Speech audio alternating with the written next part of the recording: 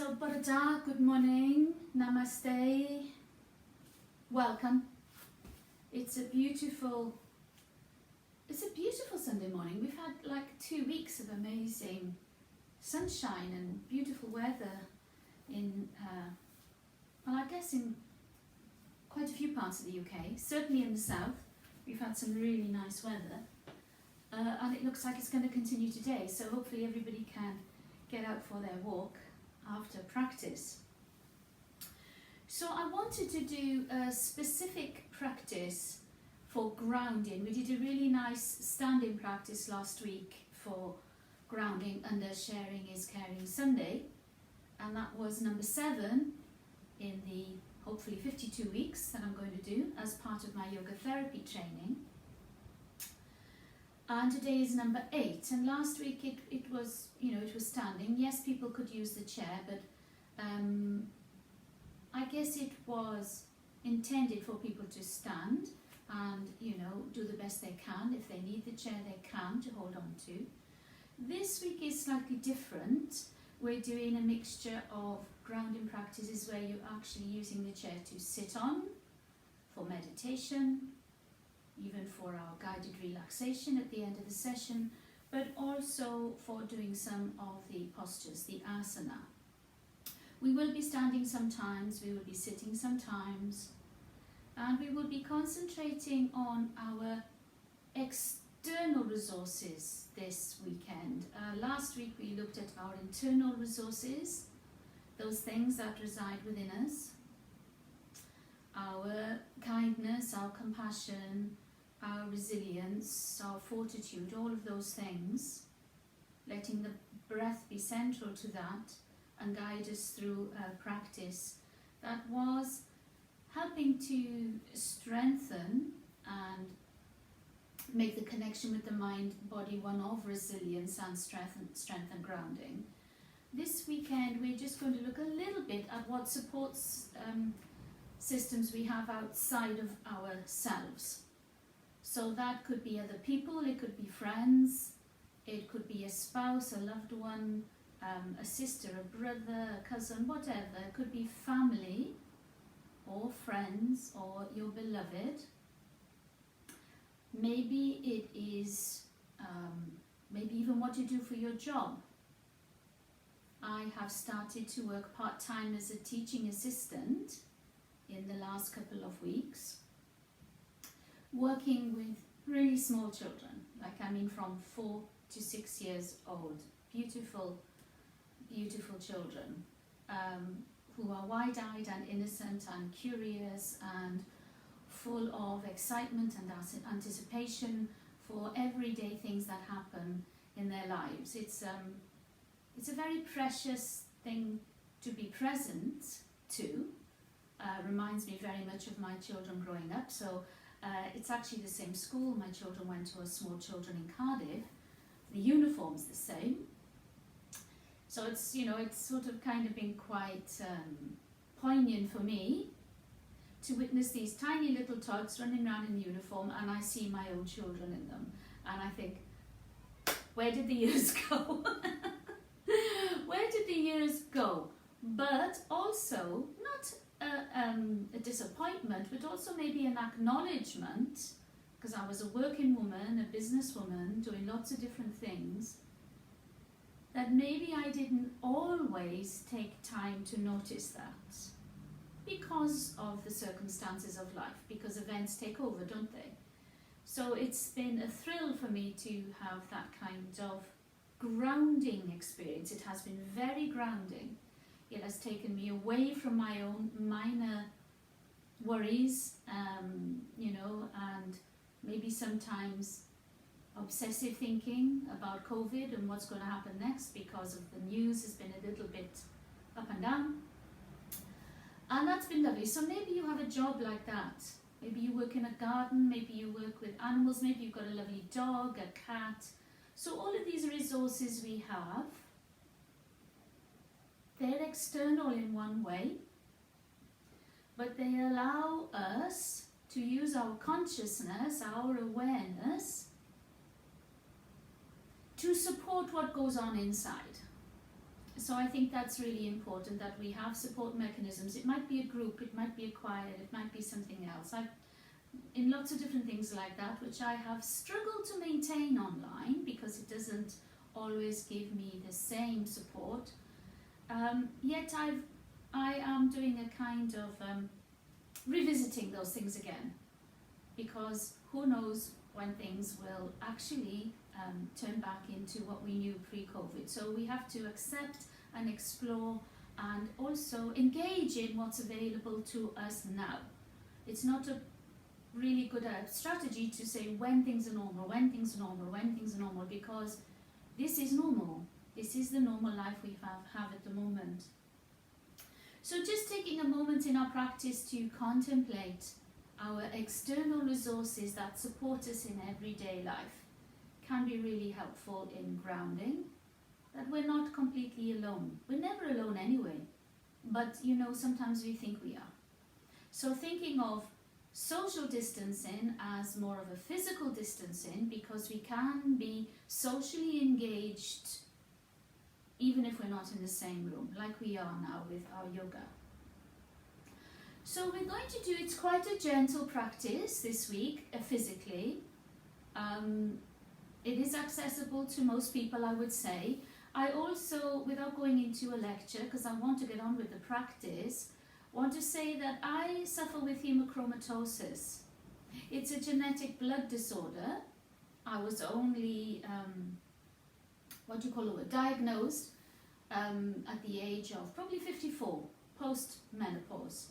And it is very prevalent amongst Celtic people. Welsh, Irish, Scots seem to carry this regressive gene, which means that we hold iron in the blood.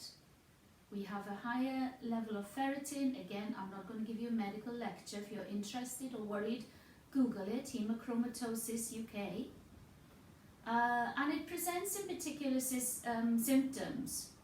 And before I was diagnosed, I had a lot of heaviness in the body, fatigue, stiffness in the joints, cloudiness in the brain because it affects the pituitary gland. I became had hypothyroidism. It's also prevalent in men. It's not just women, it's men that get it.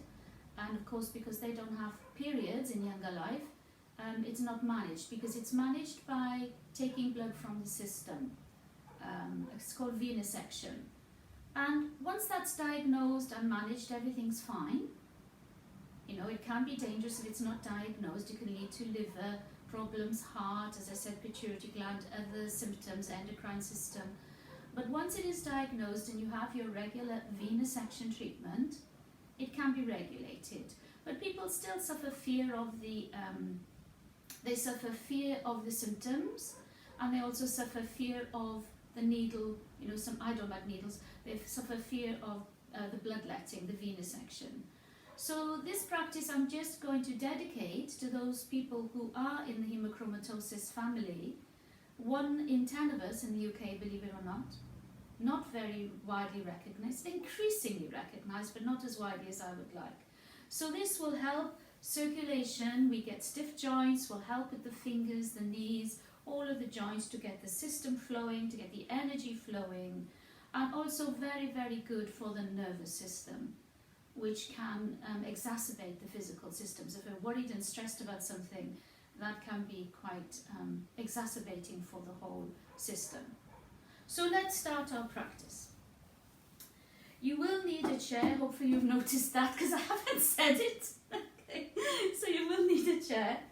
Sitting up nice and straight on your chair with your feet flat on the floor. If you're a very, very small person, get a block or a book under your feet, so you don't feel that the feet are dangling. You want to feel grounded. Knees are over the ankles and knees are directly in front of the hips. I know I'm wearing black today. It looks very bright in the room, so hopefully you can see me quite clearly. Sitting up with a nice straight spine, and soften the shoulders down, broaden the chest, broaden the collarbones. Hands can gently be on the thighs.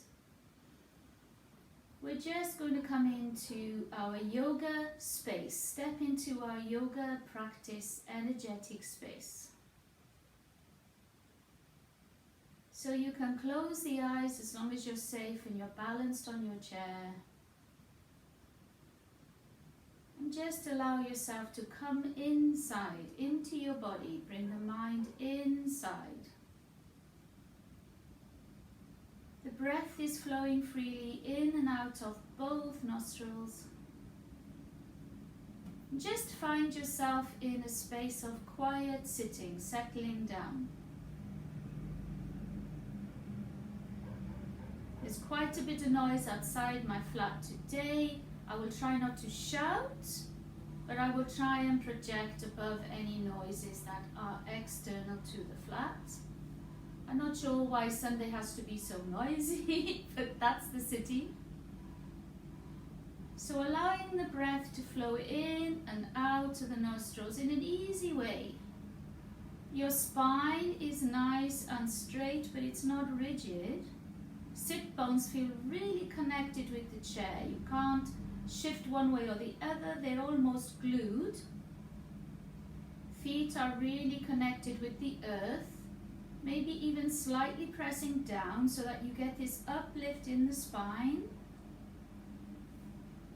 Sternum is lifted slightly, chest and collarbones, as I say, are wide and broad.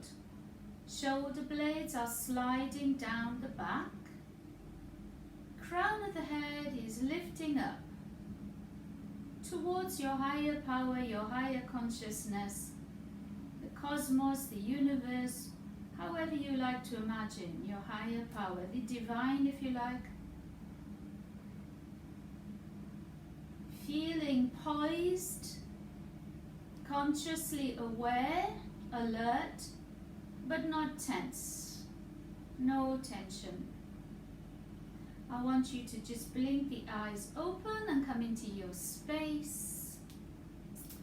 And this time we're just going to bring the hands to the heart. Hasta mudra. Hasta is hand, mudra is a gesture. So hasta mudra is a hand gesture. And the hands are very connected to the heart energetically. We express our love, our touch, lots of things with the hand. So thinking of the hands being connected to your heart, pressing the hands together in a beautiful prayer mudra, Namaskar mudra. Breathing in, point upwards, stretch up, allow the armpits to open up, stretch out to the side body a little, and press the air down, slowly moving through as though you are moving in a way through water. Bring the hands in, breathing in, press it up, and open out, pressing down through the air. Just making sure that the arms are active, the feet are still engaged, don't lose the contact with the earth, with the ground. This is what helps you to ground. So you don't go flying off without some grounding, some earthing, because that can lead to danger. All the way down. I'm going to do that just one more time, breathing in, all the way up.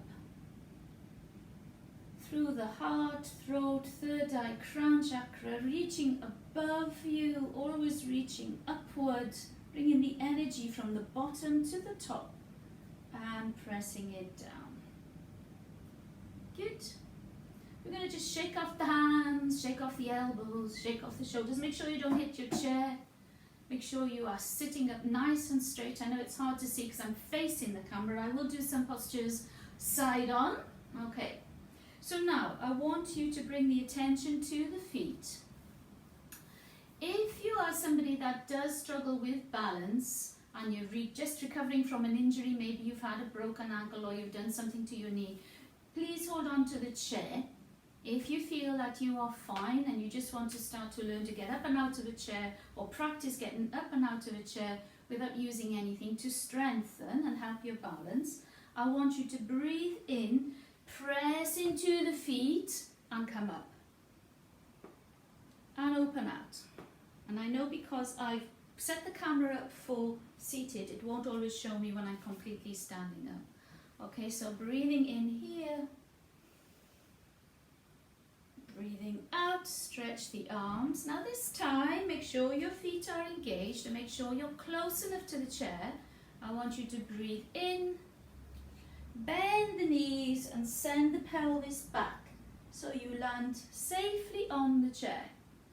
So that's almost like when we do chair pose standing up and I ask you to pretend you're sitting on a chair. It's that low. We're going to do this a few times, okay? So press into the floor, lift the arms, press into the floor, breathing in and breathing out. Good. Breathe in here, bend your knees, send the pelvis back. So you're really reaching with the pelvis, the feet are engaged, and all the way down. But just do it one more time. Good. Breathing in, push into the floor as you breathe in. Breathing out, arms come out and down. One more time in. Soften your knees, press your feet, pelvis comes back. Trying to maintain a straight back, but don't worry too much about it. Okay, so just shake off your shoulders, a few shoulder rolls, one way and the other. And shake off, maybe you go in opposite ways, maybe you go the other way. Just trying to shake off your night's sleep, or maybe you didn't sleep and you feel tired.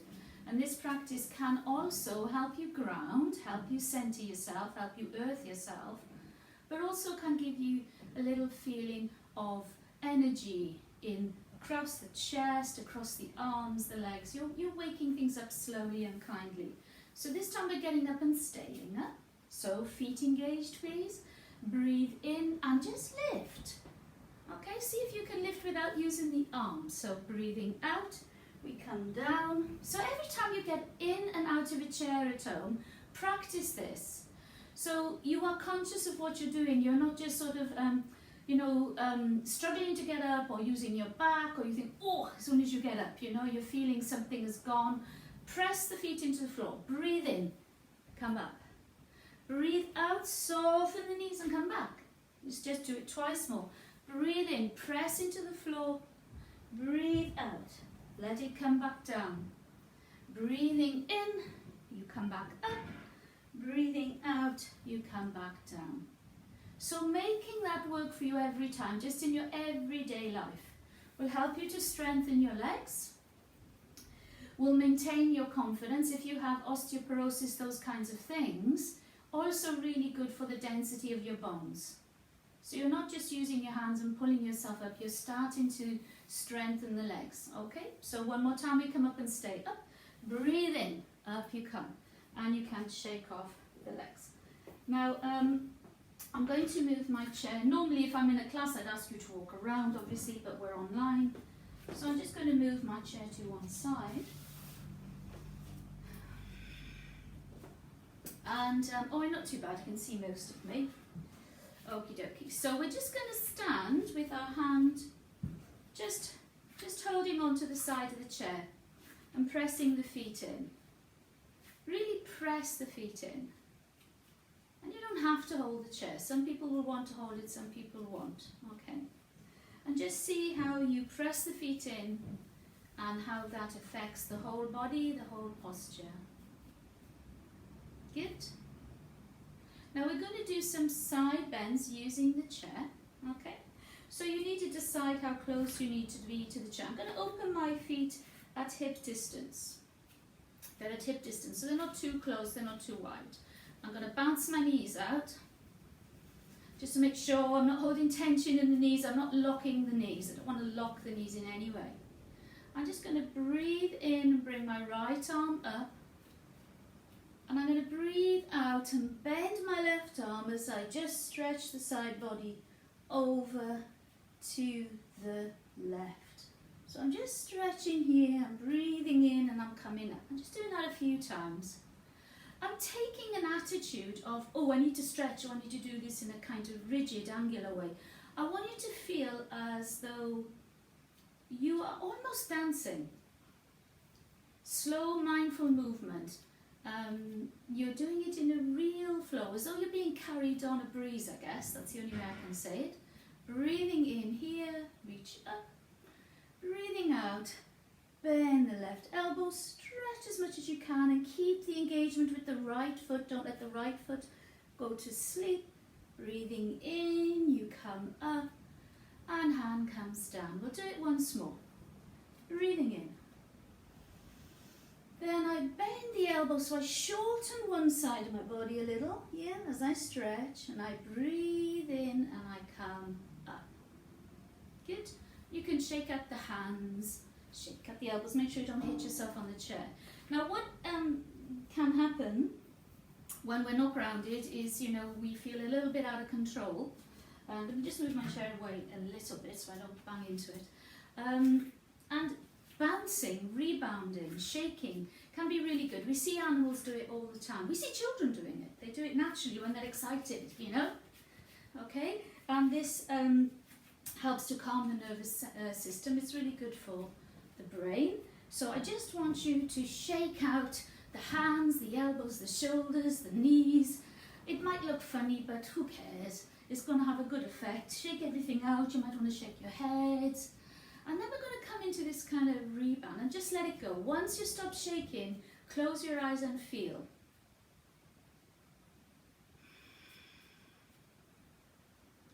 And then we're going to kind of bounce.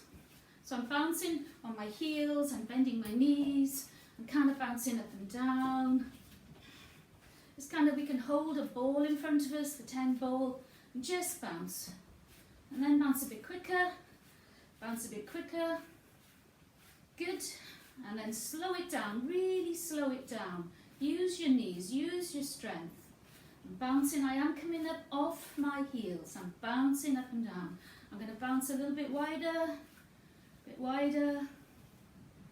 and you can bring it all down. Shake it off, shake it off.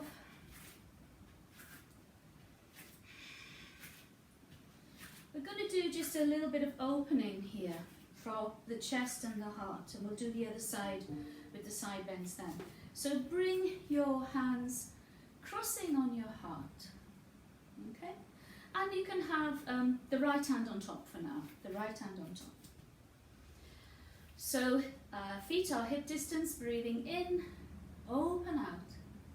Not too strenuous, my elbows are coming back so I feel it in my shoulders. Then I bring it back and I have my hand, my right hand over my left. We're going to do that 3 times on the right, breathing in and breathing out. Breathing in. Elbows are back slightly so you feel a stretch in the back, but nothing too serious. And now you can swap the hands, so breathing in, swap the left over the right. Just concentrating on that. Bringing the 2 planes of the brain together, both sides. It's really helpful for calming the nervous system, really helpful for brain function, for keeping everything healthy and growing, but also helping to keep things calm. No panics. And down. Good. And shake it off. Just shake it off. Good. So I'm going to bring my chair to the other side.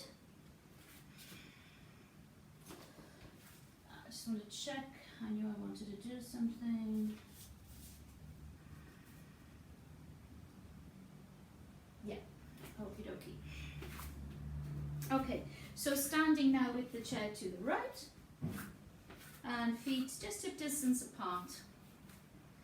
And breathing in, press the feet into the floor, breathing in here, and breathing out. You're really coming to the side, and you can lean on the chair, but don't grip it for dear life, you know, don't hurt your fingers. Coming all the way over. Breathing in, you come up. Breathing out, you're coming down. Good. Breathing in, up you come. Breathing out. Just strong but beautiful, like you're flying on a It's like you're being a feather. Feather light, actually that's quite a nice way to think of it, being a feather working like this. So there's less striving, there's less trying to achieve, there's more just connection between the mind, body and breath. Good, and shake it out. Shake it out. And this time we're going to take, you're probably having your chair in the same position and turning back and forth, and that's fine. But I need to keep my face to the camera. So we're just going to do a little bit of leg lifting, but not too much, not like we usually do. We are thinking today of accessibility and working with people with limitations, and also those days when we just maybe we feel, you know, I'm really tired, my body needs something, but I really don't want to have to make a huge effort. I just want to get my energy flowing, I want to get my circulation flowing, I want to feel less heavy, less stiff, less cumbersome. Okay, so stepping onto the left foot, don't grip this chair with dear life, just lean on it a little, lifting up your right knee.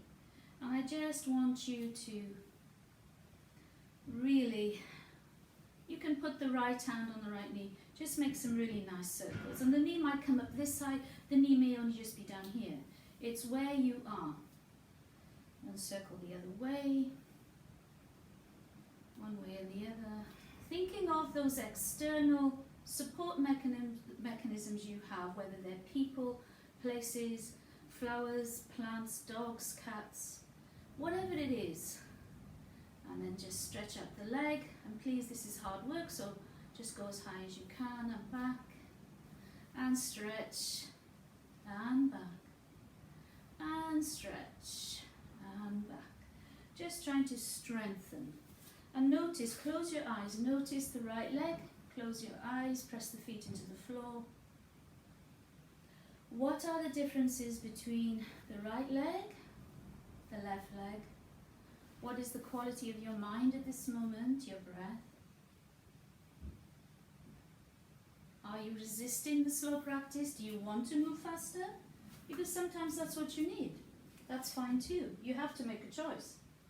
It's what makes us human. We have the power of choice. Okay, the other side. So I'm holding on with my right hand, but I'm just pushing down. I'm not gripping it, because that causes tension. Left foot, pressing into the right.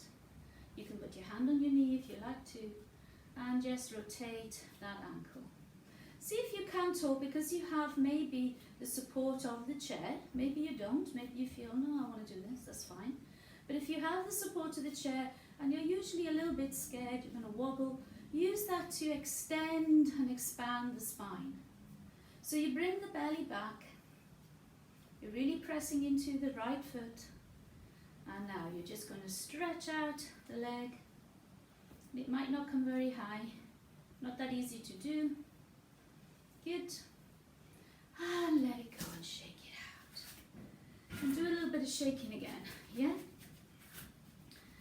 You're in your own home, presumably. If people come in and think, are you going crazy? Say, yeah, it's really nice fun to be crazy on a Sunday morning. Sometimes it helps. And shake everything out. We're going to do some forward folds. Now for some people, if you've got glaucoma, and you normally can't get the head below the heart because of glaucoma, the pressure in the eyes, you can practice this without putting the head to the chair. Okay? So, some people have, problems with the back. So you may want to use the high level of the chair to bend down too. But if you do have problems with your back, remember you can always bend your knees as well. Okay? So this is very grounding. The forward fold is a very grounding practice. So stand with your feet hip distance. Soften your knees by pressing the feet into the floor. So I'm going to breathe in, lift up. And I'm going to breathe out and bend my knees quite a bit, because I haven't done any folding yet, as I come down to the chair. Now this might be where I am, okay? My back is fairly straight. I might want to press into my hands and bring my chin in. So I'm just bringing my chin in to lengthen my neck. I can breathe in here, and as I breathe out, I can bring my belly back, really pulling it back. You can let the neck stay long. Breathing in, lengthen the spine. Breathing out, pull the belly back. So I'm really not thinking of going further down, I'm thinking of staying straight, okay? Breathing in here. Now breathe out, pull the belly back, and if you can, you may not want to, you can bring the elbows to the chair and drop the head forward all the way down. That's a choice. A couple of breaths with you feeling as though you're sticking your bottom back. Now for those of you who have knee problems, I know some people couldn't do Shashankasana, rabbit pose, some people call it child pose, because of bad knees. Now this could be a version for you, it's not perfect, where you lengthen the arms along the chair, you bend the knees as much as you can, so that the belly comes onto the thighs, you drop the head, and you lengthen the back and drop the pelvis back. Now I'm not saying it's perfect, but it might be something you want to practice to lengthen your spine in quite a nice way. So breathe in, look forward, and bring the hands to the front of the chair, bend the knees deeply and curl up. We're going to do that twice more. Okay, so shake everything out first. And before we go back down, we're going to take a little standing cobra pose just to open out the front. So bring the hands together if you can. Maybe you can hold the elbows. So hands together, roll the shoulders up and down, slide the arms down, breathe in here. And breathe out, bring the belly back. Now you can have your chin tucked in, or if your eyes are okay and you feel your neck is okay, you can look back. Breathe in here, come up, and just, if you feel a little dizzy here, take a moment. Just take a moment. Keep your eyes open until everything returns to normal. We're going to just do the forward fold twice more. So breathing in here, stretch it up, and breathing out, bend the knees quite generously, but not so much that you're sitting down. And maybe you can bring the hands here. Just push into the hands so you get a kind of straight back. Okay. You can tuck the chin in, breathe in here. Breathe out and pull that tummy back. Breathe in, lengthen, breathe out, pull it back, breathe in one more time. And I'm just going to do this standing sort of Shashankasana, where we come down, we lengthen through. Just allow your knees to be soft. Allow the pelvis to drop back, head can drop towards the chair. Then press into the floor, breathe in, hands come to the chair seat, and you just curl up. And just take a moment, because if you feel a bit dizzy,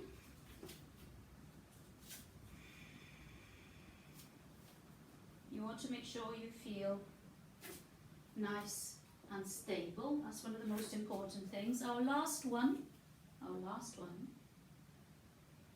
So if you were doing this, before we do the last one, I'll demonstrate this for people with glaucoma. You wouldn't want to get the head below the heart, so you might want to just do this. Yeah. So that can also help you to lengthen the spine, but keep your eyes nice and safe. Okay? I am intending to do a full practice during this yoga therapy Sharing is Caring Sunday for people with glaucoma. Okay? I sometimes think people with failing sight and eye problems don't really get the attention and different things that they need. Okay, so the last time for our forward fold, press those feet in, soften your knees, breathing in. Long in-breath. So in-breaths always you try and lengthen. Breathing out, lengthen to come forward, bending the knees and land. Breathe in, press the hands to the floor, maybe the knees straighten a little so your back is more or less straight. Chin can be in because that lengthens the neck and also has this correlation with, the nervous system in terms of, when we're wound up, we're carrying problems. We tend to get lots of pain in the neck and shoulders. Breathing in, lengthen. And breathing out, we're just going to bring the belly back, bend the knees more, stretch forward along the chair, send the pelvis back. So we have a sort of supported chair child pose, particularly good for those who can't get to the floor. And breathe in, bring the hands back, push through your feet so the spine has some rebound, and curl up. Good. We're going to come to sit on the chair. Please take a sip of water because even though this is a very slow practice and we're using the chair for support, you are also going to need to stay hydrated.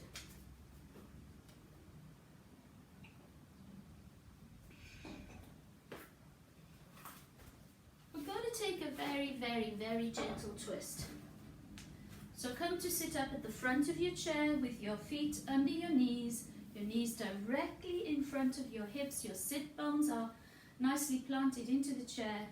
Shoulders are down, chest is broad. And just sit for a moment.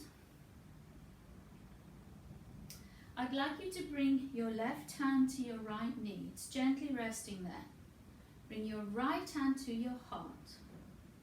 Okay? We're not thinking of twisting deeply. Again, I want you to float on a breeze. The air, it can be the breath. Yes, we're going to float, but we're floating gently. Okay, it's not a 70-mile-an-hour wind.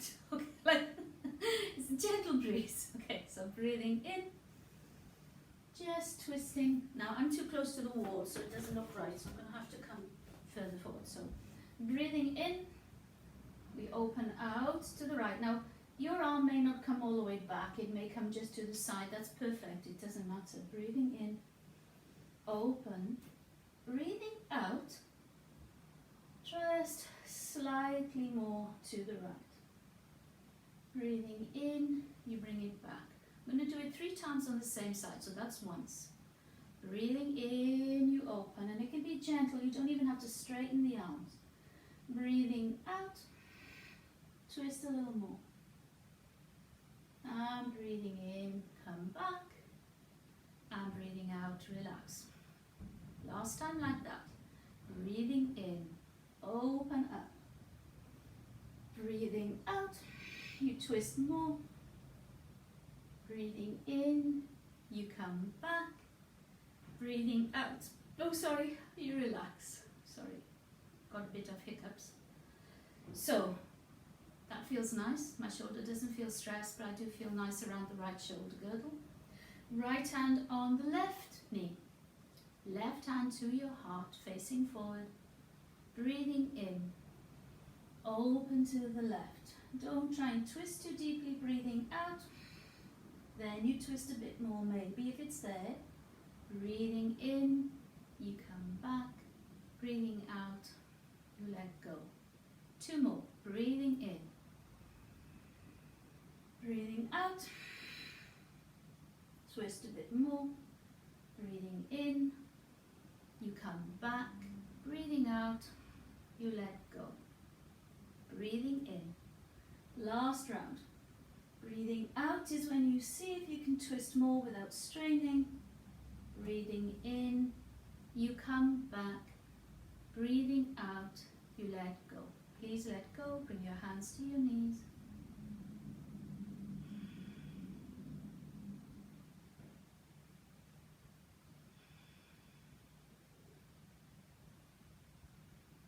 Just notice, sitting up straight, hands to the heart, breathing in, open out, This time you're going to wrap the hands around each other. Okay, so it's not just at the heart, it's at the shoulders. Breathing in and out. You'll have a bit more room there now. Breathing in and out. And in and out. And you can let that go. We're just going to do a little bit of opposite arm to opposite leg. It works on both hemispheres of the brain. You know, it's really, really healthy to do these kinds of things. So, don't worry about how high your foot comes off the floor. It's really not about that. I know you can't probably see me all again now because I've moved forward, haven't I? Here we are. So, if you just think about lifting the left foot off the floor, the knee can remain bent. You don't have to straighten out the leg. If you want to, go ahead. Okay, so hands are just down. Left hand can be on the thigh, if that's where you like it. You're just going to breathe in, lift the left foot as you lift the right arm. Okay, you'll feel some work in the thigh, not too bad. Breathing out, you place it down. You do that 3 times. Breathing in, left foot lifts as the right arm. Now don't collapse back. Trying to lift the leg might make you feel you need to collapse back. Just lift the leg, don't lift it as high. Breathing out, you bring it back. You must be up on your sit bones, nice straight back. Breathing in, lift it up, and breathing out, bring it back. And just sit for a moment. Just sit for a moment. Good. And the other side. So maintaining this beautiful open soft front and this strong back without sinking. Okay, so opening up. Okay, beautiful. So left arm and right foot, breathing in. You don't have to extend the foot, you just need to lift up the foot. Just feel a little bit of work in the thigh and breathing out as you come back. Joining up the left and right brain, using both hemispheres, bringing them together. Really good practice for healthy brain. So, as I always say, yoga works with the whole person, the whole person. It's not just, I've got a bad back, I've got anxiety, or, you know, this. You could just be saying, well, I'm pregnant, I need pregnancy yoga, but the pregnancy yoga is going to work on you and the baby, the whole person. That's what's wonderful about it. It's a whole practice. It's a spiritual practice. And coming back, and close your eyes.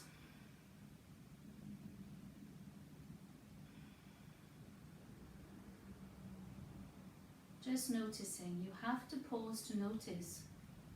You have to rest to heal.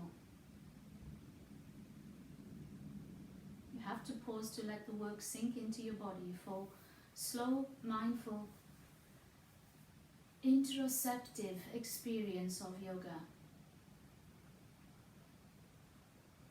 And open your eyes. And we're going to just do a little bit of work on the hands. I talked about the hands being linked to the heart. And, you know, the hands, if we do get osteoarthritis or osteoporosis, or whether we have other issues that affect our hands because we're using them to do a job and we've done that for 35 years, like repetitive strain injury, all those sorts of things. Unless we get, can have a hand massage, and the hands and the feet reflect every aspect and organ in the body as well. So unless we can have a hand massage, we tend to not even give them much attention, or unless we're going for a manicure or something like that. So we're going to just give them a little bit of attention in this practice today. So I want you just to press your right thumb into your left palm, and just notice how it feels. Maybe there's some tenderness there.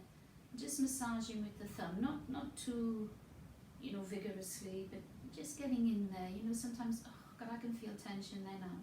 Okay? And just going around to the base of the fingers, So quite nice to use your middle finger and your thumb. Okay? So going around the base of the fingers, just where the knuckles are, and just where the fleshy part is in between the pads of the hands and just in between the fingers, giving that a nice massage and noticing if there's anything tender there, so if anything needs a little bit of, TLC. And I'm sure this is called something, but I can't remember. So just the little fatty, webby part between the thumb and the forefinger. And again, just giving it a general squeeze. And then using the thumb and third finger of the right hand, just giving your fingers a little pull. Not pulling too hard, obviously, but just giving them a little pull out. And then finally for the left hand, we're just going to do some isolated movements of the fingers themselves. So not, we think about, we want a flat belly, we want a tight butt, we want nice strong thighs, we want upper arms that look great in short t-shirts. We don't often think of the poor old fingers, the hands, that just do everything for us every day if we're lucky enough to have them, which thankfully I am, and try and isolate the movement. So I'm sort of rotating each finger in turn and try and make sure that my brain reaches those fingers, because unless we use it, the brain loses those connections. It gets more difficult for me to isolate the little finger, or the ring finger, and then just grab into a fist and just get rid of the stress from the hands, and then just shake it. And we're taking time to do this because I think it's important. Even if you did this with your hands and feet every day, it makes such a difference to how you feel. I'm going to do the other side. So I'm using my thumb in the middle of my palm. And you only notice when you are slow and mindful and you put the focus there of what pain could be there, or what stiffness could be there, or what issues are there that you hadn't noticed before, and maybe you need to get some help with it. When I was first suffering with haemochromatosis, when I woke up, because you can get calcium deposits because of the iron building up in the body. Obviously iron is a metal. We are made of metals and minerals. We laugh at things like that, don't we? But that's what we're made of. The iron in my body was building up to the extent, because I wasn't diagnosed and I'd had it all my life, where my fingers became stiff. And calcium deposits was starting to collect there, and the blood becomes very viscous and thick and dark when you have haemochromatosis. So it doesn't, maybe flow that well. It becomes too heavy. So I'm still rubbing my fingers. I'm just giving them a massage in between the little fleshy pads at the base of the knuckles and the little webbing in between. Just giving it a little bit of TLC, just opening things out. Just keeping the fluids flowing, the motion lotion thing. And then with my third finger and thumb on my left hand, I'm just, that was a nice click. I'm just pulling them and making sure that there's enough space there.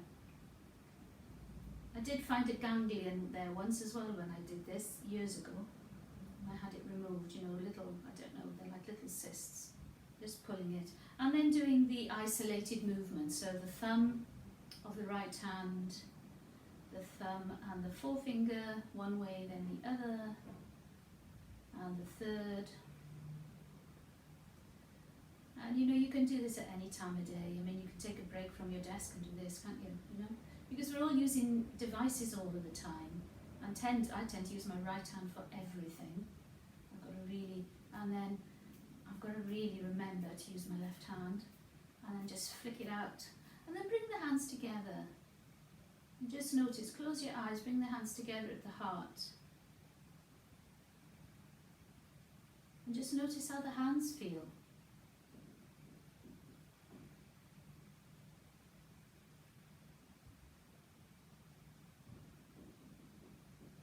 Keeping the range of movement going in every part of your body, bringing the same attention to everything, every cell.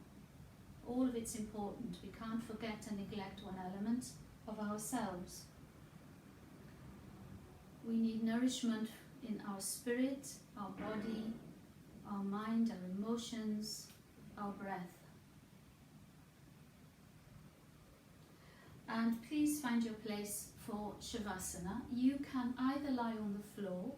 I'm going to do a short meditation, so you may want to sit up as we're sitting now, as long as you're safe, or I will just show you something. If you want to go to the floor but you want to lift your legs up, I will just show you how to do that. So you have the chair, you come to your back, hopefully you can see me. Get your bottom quite close to the feet of the chair, and you can put your knees against, and that feels quite delicious. You might want to do that because we haven't lifted the legs up during this practice, so you may want to lower heart rate, lower blood pressure, all those things with legs on the chair, or you can sit. So wherever you are, please close your eyes and allow the body to just settle into your chosen position. Your chosen position. Whether you're on the floor, whether the legs are on the chair, whether you have decided to take Shavasana sitting in a chair, that's fine. You may want to press your pelvis to the back of the chair now, because if you press your pelvis to the back of the chair, you still maintain a nice straight spine, but you are in a more relaxed position. You're not totally holding yourself upright, but it's up to you. And close your eyes. Soften the face. Let the bones feel heavy. Let them feel connected to the earth.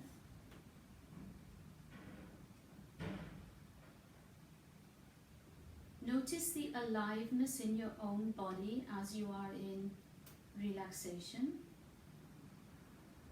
Even though you are in relaxation, you are awake, you are alert.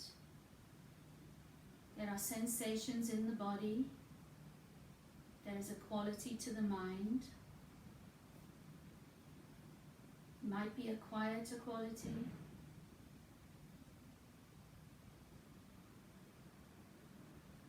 There is an awareness of the breath coming in and out of the nostrils gently.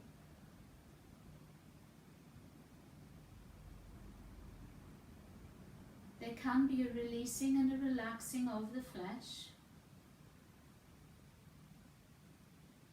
Just a gentle focus on what the sensations might be saying to you in the body.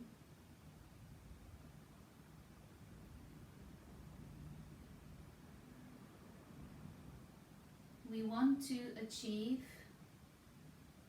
or arrive at a feeling of ease. Feeling of ease, not dis-ease.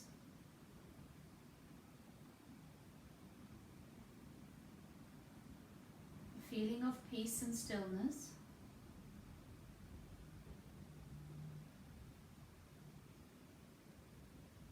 Now bring your mind to yourself, to who you are, what the identity is, the personality.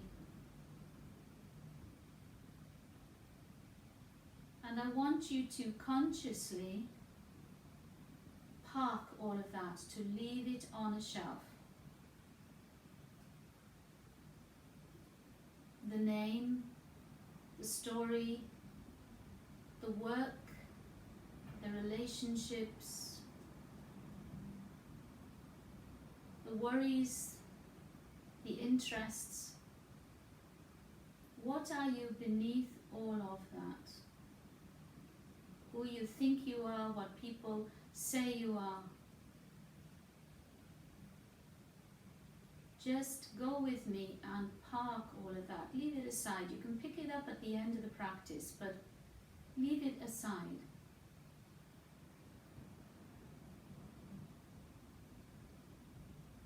What are you without the history, without the story?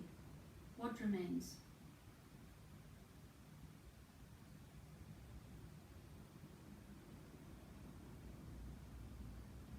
without the negative diatribe about yesterday, without the fractious worrying and fantasizing about tomorrow, what are you beneath?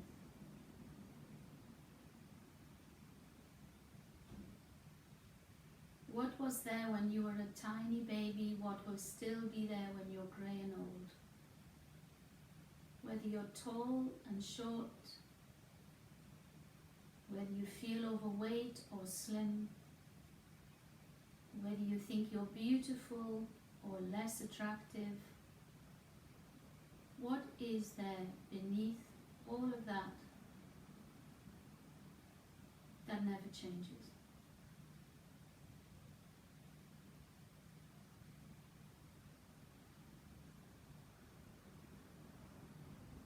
Let go of the construct. Let go of the concept of who you are.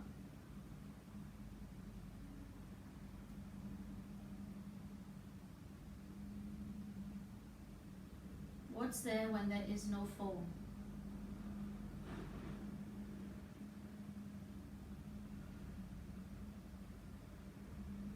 The thing that is there cannot be changed, corrupted, eroded, neglected.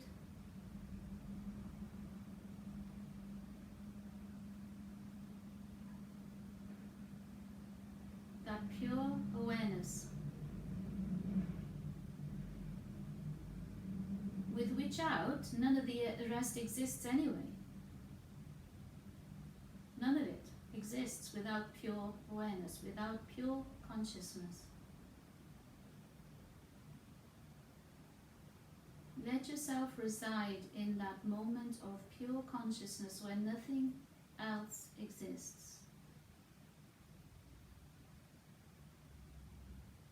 No demands, no expectations, no regrets.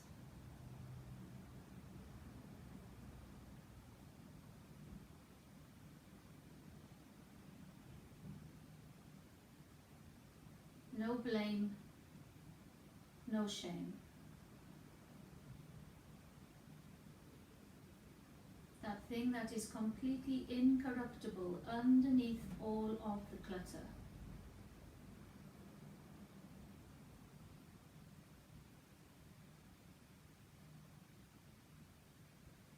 The thing that can't get ill, can't become addicted.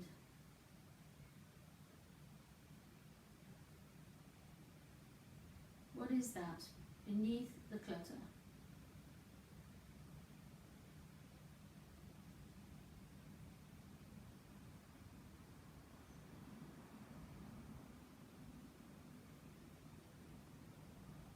That is the place of the true self.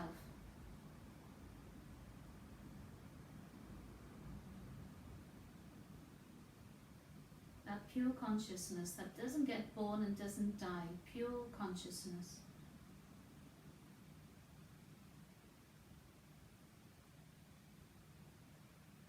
People go looking for it in lots of ways, but it's there, it's always been there.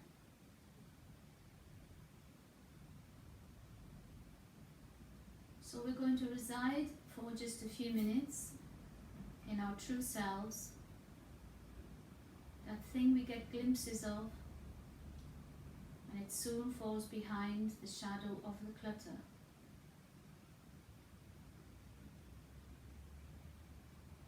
So try and grow the light of the true self, the pure consciousness,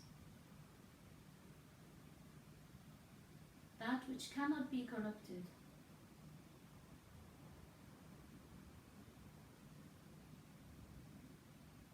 Grow that light.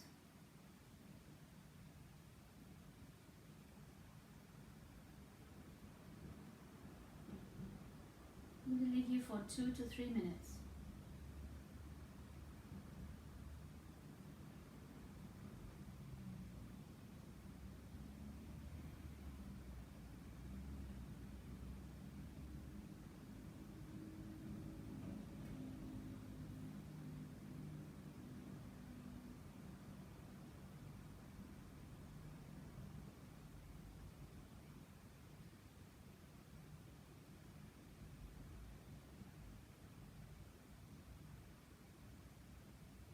Don't let the mind seduce you.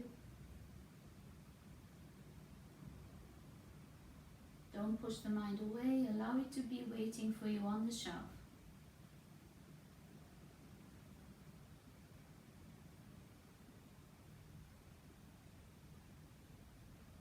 Keep coming back to that feeling of bliss, pure consciousness that resides in you beneath the shadow of the clutter.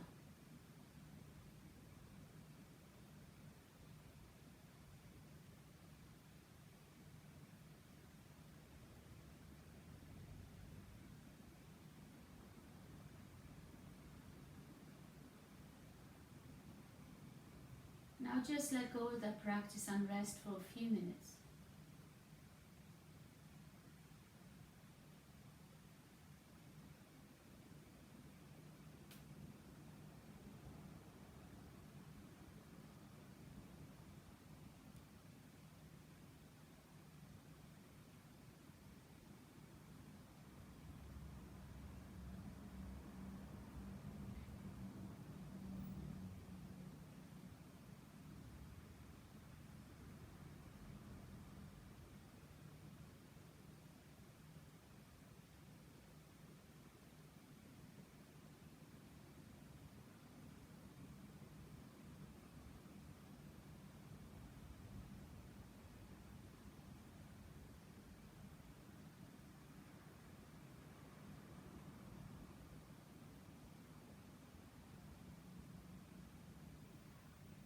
With your next inhalation, draw your mind into your body to prepare for activity and to close your session. So increase the inhalation, you can deepen it, and lengthen the exhalation.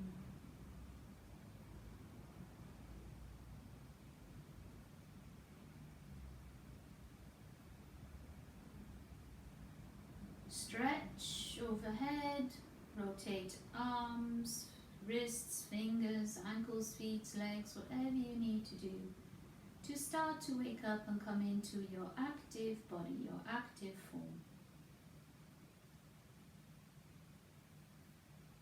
And when you are ready, come to a nice seated position. You can be on your chair, you can be on the floor. No need to disrupt yourself too much.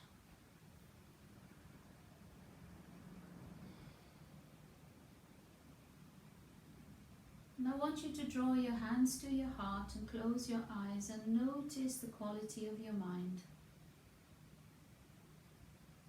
quality of your body, the breath.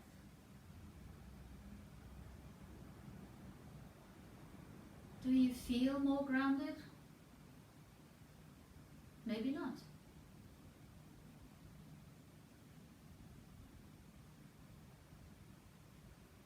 Yoga is an individual practice. One thing doesn't suit everybody. You have to be able to get to the place where your practice is supporting you in your life. Not supporting somebody else because you want to be like them, or you want to have a picture on Instagram, or you want to stand on your nose, or whatever you want to do, that's fine. But it needs to support you as an individual. So you need to be mindful of what works with you and what works against you, depending on your needs on the day. Thank you. Namaste. You can open your hands, come into the room. Hopefully you do feel more grounded. I certainly do.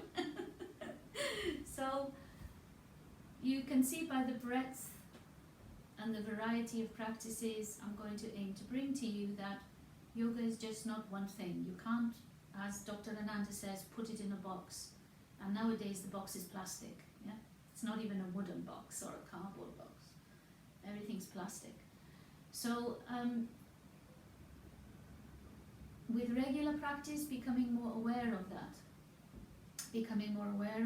and realizing that, you know, again, as the brilliant Swamiji Gitananda said, you know, if you wanted to be healthy, do healthy things. Yeah. I know it's hard to hear. But we can't be healthy if we have an unhealthy lifestyle. It doesn't work out. And if you want to be happy, do happy things.